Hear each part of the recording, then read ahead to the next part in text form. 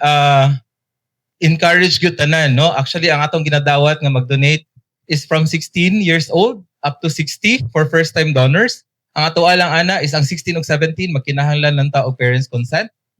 Dayon ang kanang 18 to 60 pwede na sila nga walay parents consent. Pwede pod mo donate actually ang 61 to 65 basta kay gikan 60 years old sila, regularly magsige na sila donate. Regular meaning at least sa isa ka tuig nakadonar pod sila og dugo. Ang atong ginaset nga target actually is 1% sa atoang general population.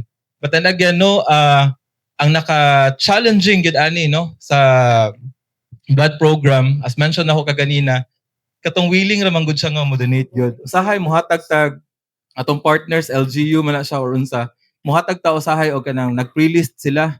Pero ang ilahang ibutan tala naghatag sila og 30 nga pre-list. Usahay ang moabot ana, usahay kulang, no? Magkulang gid siya. Usahay mo sobra pod which is maayo, no? Kay para at least daghan-daghan.